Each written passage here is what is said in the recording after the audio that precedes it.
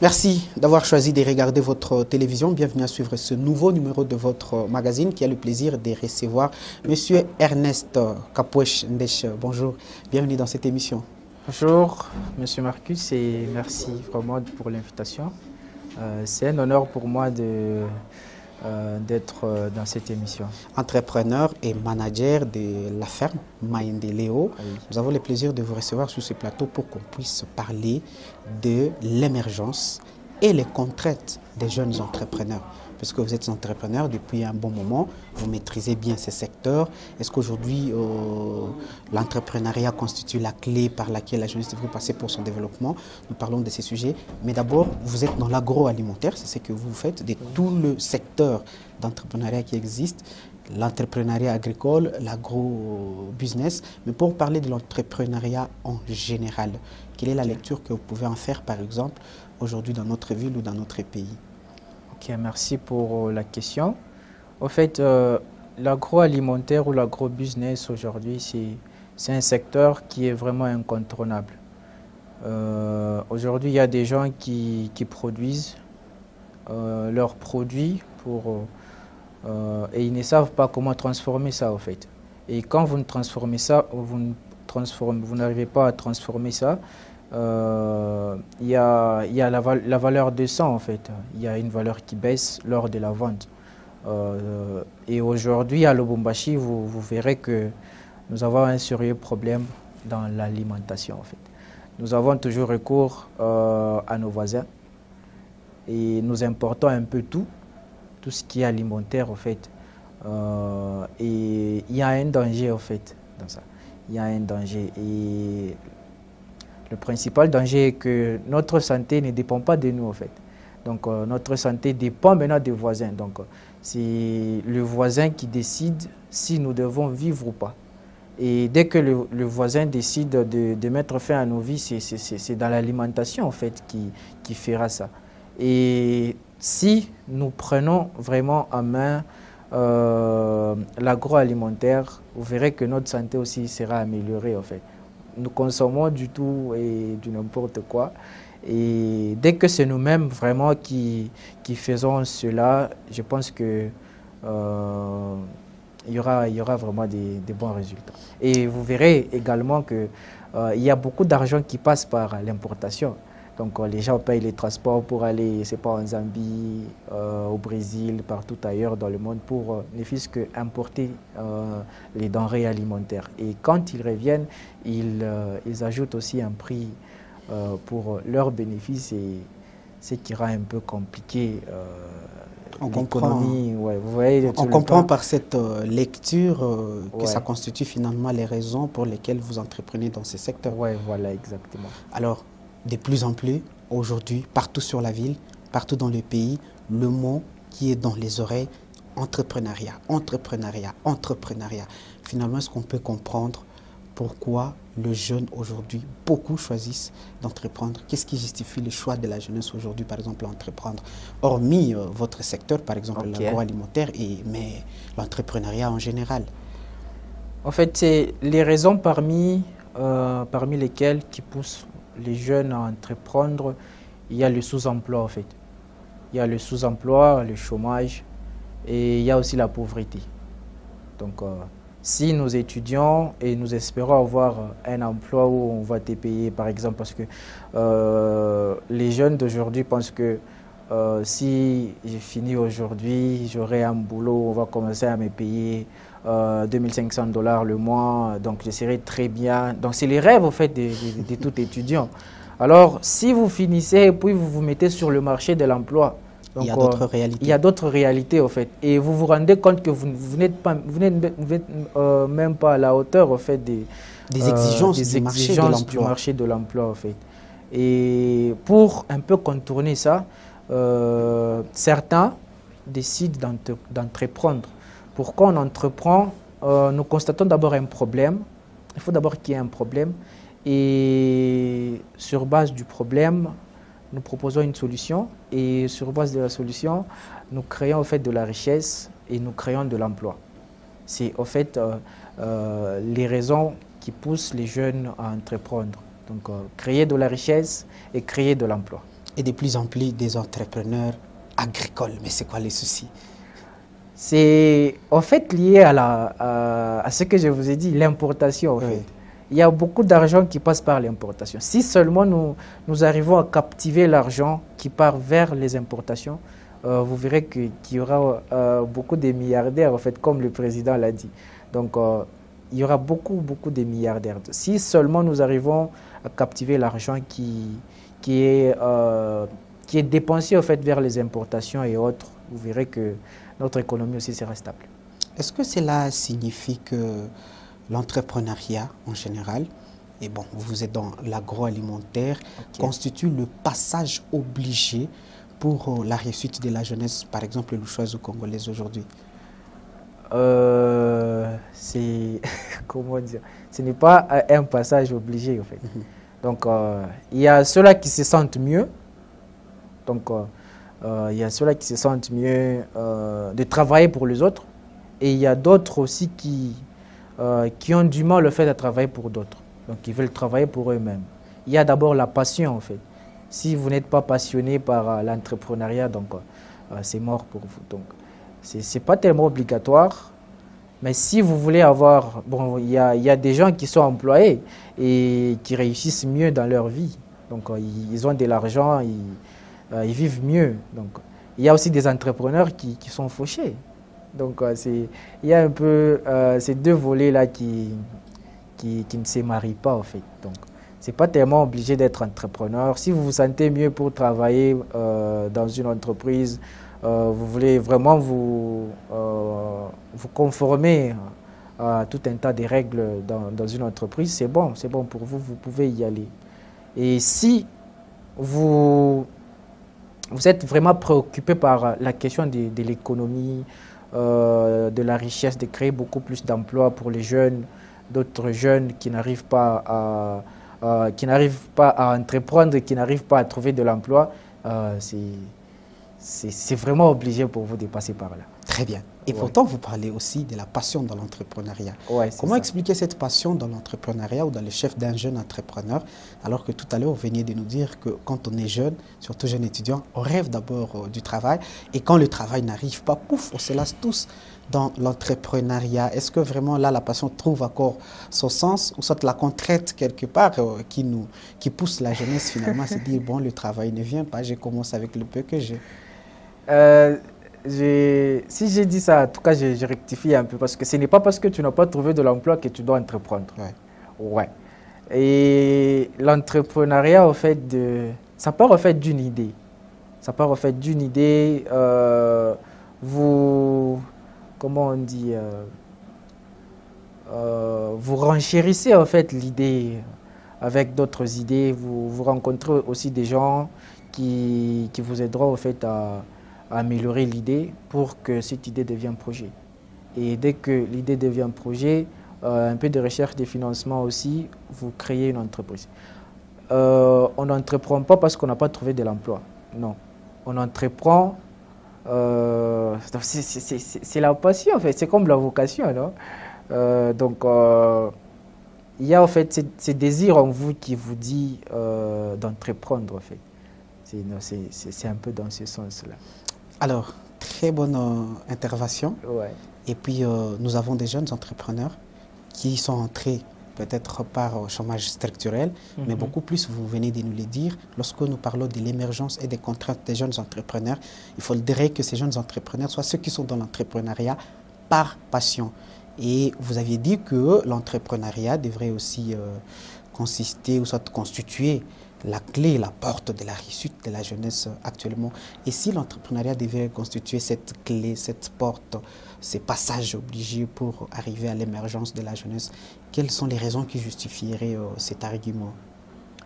Le désir d'abord d'un jeune, c'est de réussir, c'est le succès.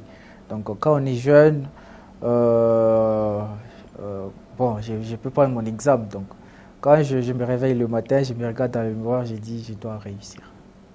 Et en fait, quand vous avez l'idée de réussir dans la tête, ça vous pousse à un peu élargir votre raisonnement en fait.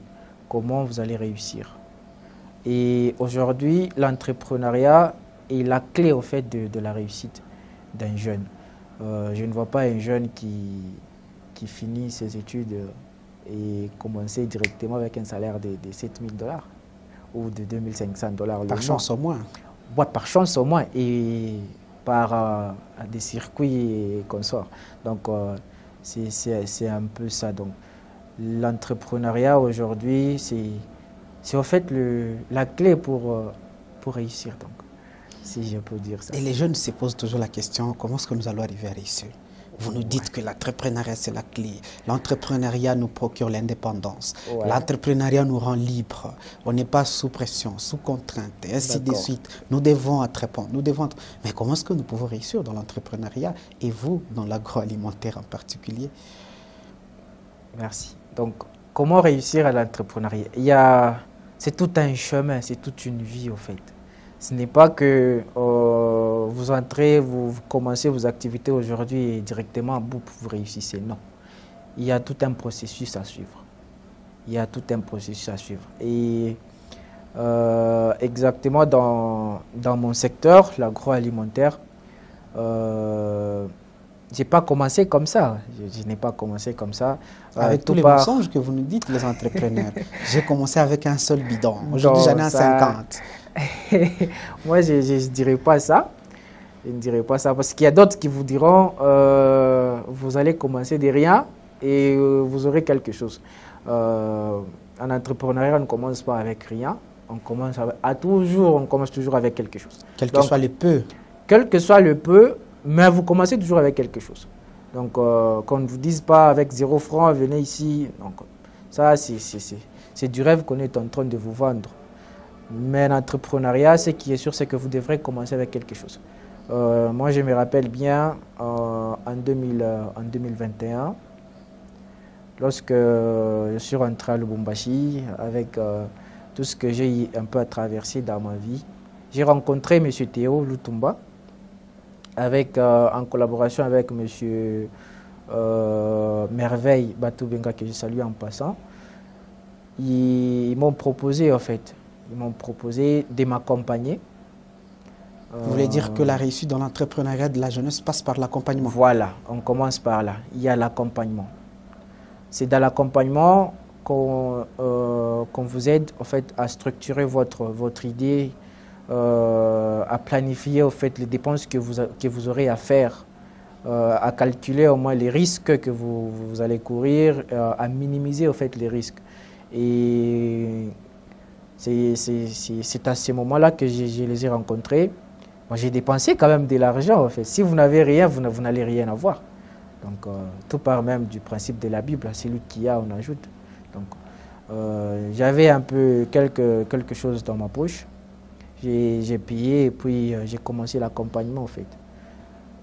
J'ai été accompagné et après l'accompagnement, j'ai eu un financement, en fait. J'ai eu un financement et c'était au concours des plans d'affaires dénommé COPA. Je ne sais pas si vous avez entendu parler de ça. J'ai été présélectionné et après une série de formations encore intensives au consortium PADM-PME Kivu Entrepreneur, j'ai été sélectionné parmi les 182 lauréats de Lubumbashi. Et nous avons quand même reçu quelque chose qui nous a permis de commencer au fait avec les activités. Donc nous avons payé les équipements, donc prévoir un peu le salaire des gens qui vont travailler dedans et en fait commencer au fait à faire de bénéfices. Dans les contraintes auxquelles font face les jeunes entrepreneurs, oui, vous nous dites pour réussir, il faut accepter de se faire accompagner, quelles que soient les idées qu'on a. Et il faut passer obligatoirement par le financement, parce que vous avez cité ça comme deuxième astuce. Oui, parce que le deuxième objectif de l'accompagnement, c'est l'orientation vers le financement. Et bon, je suis entrepreneur et également je travaille dans l'incubateur Luba Consulting, qui est un incubateur qui forme, qui recrute les jeunes, qui forme les jeunes et qui les oriente vers les financements qui leur conviennent. Et c'est dans dans cet incubateur, je suis chargé de lever des fonds et je suis également chargé de la rédaction des plans d'affaires. Mais pour avoir ces financements, vous nous dites que c'est facile? Bon, le financement aujourd'hui, ce n'est pas un problème. Ok. Le financement aujourd'hui, ce n'est pas un problème. Vous irez un peu par-ci, par-là, il y a des subventions, c'est-à-dire de l'argent non remboursable. Donc, il y a quelqu'un qui vous donne de l'argent non remboursable. Non, pas par bonne volonté, c'est par la pertinence en fait, de votre projet. Donc, votre projet doit être pertinent, votre projet doit générer en fait, aussi assez d'emplois et aussi assez de bénéfices pour convaincre à un investisseur en fait, de vous donner son argent gratuitement, en fait, comme on le dit gratuitement. Donc, c'est de l'argent non remboursable. Et nous, ce que nous sommes en train de faire auprès du cabinet, c'est que nous formons des jeunes, nous leur donnons assez d'outils, assez de formations en fait, pour leur rendre mûrs. Il y a des gens, aujourd'hui, vous pouvez leur donner $2 000, $20 000. Il a un projet en tête, sans structure, sans quoi que ce soit, et vous lui donnez en fait de l'argent. Il ne sait pas comment orienter. Il ne sait pas comment... n'a pas un business plan. Ouais. Il manque de business plan, il manque en fait des plans de dépenses aussi, le plan de travail. Il ne sait pas par où commencer, il ne sait pas quoi en faire en fait. Il y a ces jeunes qui ont bénéficié de ces financements avant nous. Il y a d'autres qui se sont mariés en fait. Bon, alors tous ces éléments entrent dans la réussite des jeunes entrepreneurs. Donc, mais est-ce que la réussite elle est statique ou soit elle est dynamique? Parce que si elle est dynamique, ça signifie que la jeunesse doit émerger dans ce qu'elle fait comme entrepreneuriat. Et l'émergence a aussi un prix, a aussi des conditions. Oui, il y a un prix à payer. Hein. Il y a un prix à payer. Donc, il faut vraiment, comment dire, il faut vraiment faire la chose que vous aimez. Parce que si vous n'aimez pas la chose que vous faites, en tout cas, vous n'aurez pas 2 ou 3 ans à l'avenir. En activité. En fait. Oui. Il y a ces entreprises qui ont commencé, qui ont fermé. Vous verrez, il y a beaucoup d'entreprises qui ont commencé et puis qui ont fermé. Pourquoi? Parce qu'il y a eu des problèmes internes. Il y a la vision, par exemple, du promoteur qui n'était pas vraiment bien établie. Il y a en fait aussi le leadership dedans. Donc il y a tout un tas de critères en fait, qui entrent en jeu pour que vous réussissiez. Donc il y a comment dire, donc il y a des nuits blanches que vous devrez vraiment vous préparer à ça. Il y a aussi des stress parce que il y a des fournisseurs que vous devrez gérer, il y a des employés que vous devrez aussi gérer. Il y a aussi les ventes, parce que si vous n'arrivez pas à vendre, donc votre entreprise ne va pas subsister, en fait. Votre entreprise est dévouée à l'échec ou à la faillite, donc à l'avance. Donc il faudrait vraiment se préparer à ça. Et c'est ce que je peux dire donc, du prix à payer. Donc. La réussite, l'émergence, tout est possible par rapport au prix et aux conditions à payer. Mais quelles sont les contraintes auxquelles font face cette jeunesse émergente, cette jeunesse entrepreneur? Quelles sont les contraintes finalement? Est-ce que ce sont ces contraintes-là qui ne permettent pas ou qui ne permettent pas à la jeunesse entrepreneur de réussir ou d'émerger? Soit les limites, les contraintes sont ailleurs par rapport à cette jeunesse qui est en train d'entreprendre? En fait, les contraintes ne sont pas ailleurs.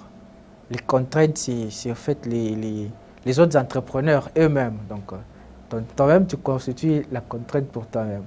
Il y a ces opportunités qui passent par-ci, par-là, et les jeunes ne veulent pas croire à ces opportunités. Il y a le gouvernement qui finance les jeunes. Et quand on voit que c'est le gouvernement qui finance, on se dit que c'est moins sérieux. C'est moins sérieux, vous voyez, donc au Congo. Donc, il ne faut jamais faire confiance. Il faut jamais faire confiance, alors que c'est de l'argent, en fait, de l'argent réel. Moi, j'ai eu à toucher de l'argent, en fait, du gouvernement et de la Banque mondiale. J'ai eu à toucher de l'argent. Et aujourd'hui, si vous parlez aux jeunes de ces opportunités-là, on vous dit non, vous êtes en train de dormir. Vous devez vous réveiller, ces opportunités ne vont jamais arriver. Alors que nous sommes en train de bénéficier de beaucoup d'opportunités de financement. La première contrainte pour certains entrepreneurs, c'est le financement en fait. Donc ils n'arrivent pas à trouver le bon financement pour leur business. Et ils ne peuvent pas solliciter un crédit à la banque parce qu'on va vous demander une garantie que vous n'avez pas d'ailleurs. Et il y a d'autres, c'est l'accompagnement. D'autres entrepreneurs préfèrent évoluer seuls, alors que seuls, vous ne saurez pas. Vous n'allez pas maîtriser tout le système au fait, qui se passe dans l'entrepreneuriat. Il y a la déclaration, la fiscalité et autres là-bas. Si vous n'êtes pas en réseau, si vous n'êtes pas, comment dire, si vous n'êtes pas, vous n'avez pas à qui faire recours, donc vous voyez que vous êtes un peu limité. Et cela constituera une contrainte pour vous. Il y a aussi l'accompagnement. Il y a d'autres qui se disent, comme j'ai réussi bien, je n'ai pas besoin d'accompagnement. Non. Même quand vous réussissez, vous avez besoin d'accompagnement. Donc, ce sont là un peu les trois contraintes. Il y a le financement, oui, lié à l'émergence de l'entrepreneuriat dans notre pays, le financement, la non-croyance des opportunités aussi, parce que on néglige un peu tout. On néglige un peu tout, c'est ça le problème. Il y a des financements partout, en fait, partout. Si vous avez besoin d'un crédit, auprès de nous, nous avons ce partenariat-là ou ce privilège-là de passer par, si vous passez par nous, vous aurez un crédit à la microfinance SMICO. Je ne sais pas si vous avez entendu parler de SMICO. Vous aurez un crédit à là-bas et on ne va pas vous demander des garanties. C'est en fait les avantages qu'offre notre incubateur. En fait. Et tous les entrepreneurs, certains, comme vous le dites, oui. Voilà, il n'y a pas d'infrastructure, il n'y a pas de courant, il n'y a pas les financements, il n'y a pas ceci, cela, ouais. Ainsi de suite. Mais quelles sont les difficultés auxquelles les entrepreneurs en général, et par exemple avec votre expérience dans l'agroalimentaire, auxquelles vous faites face, bien sûr, il y a le chômage, vous créez de l'emploi à travers votre entrepreneuriat, vous engagez les gens, vous pouvez échapper aux contraintes, comme nous l'avions dit, vous maîtrisez les clés ou soit le mot d'ordre pour réussir, mais aussi pour émerger. Mais après, vous vous lancez. Est-ce qu'il n'y a pas de difficultés? Tout devient maintenant facile? Ah, ok. Merci. Donc, ce n'est pas parce que vous avez commencé très bien que tout ira bien. Non. L'entrepreneuriat, c'est comme, en fait, la vie d'un prêtre. Je compare ça toujours à la vie d'un prêtre parce que à tout moment, vous aurez besoin d'un père spirituel. Donc, chez qui vous irez un peu vous ressourcer quand vous manquez d'inspiration, chez qui vous irez un peu demander conseils et autres. Ce n'est pas parce que tout va bien que tout ira bien. Alors, moi, ce que je conseillerais peut-être aux entrepreneurs qui se lancent et qui pensent qu'ils vont réussir seulement comme ça, c'est de passer par... de se faire accompagner en fait. L'accompagnement n'a pas de limites. Vous pouvez être dans la phase de croissance, vous pouvez être dans vos débuts, ou soit dans votre croissance, ou soit dans votre pérennité. Vous avez toujours besoin d'un accompagnement. C'est la clé en fait, c'est l'accompagnement en fait. Merci beaucoup monsieur Ernest Kapouesh Ndesh, manager de la ferme Maendelo. Vous êtes dans l'agroalimentaire, vous faites l'agriculture et vous faites aussi la transformation. Parler de ce problème de l'émergence et des contraintes des jeunes entrepreneurs. Nous pensons que nous et nos téléspectateurs avons suffisamment appris à partir de votre intervention par rapport à la réussite, à l'émergence ainsi qu'aux contraintes des jeunes entrepreneurs sur la ville de Lubumbashi et partout ailleurs. Merci beaucoup de votre disponibilité. Je vous en prie, merci. Merci de nous avoir aussi regardés, fidèles téléspectateurs. Au prochain numéro.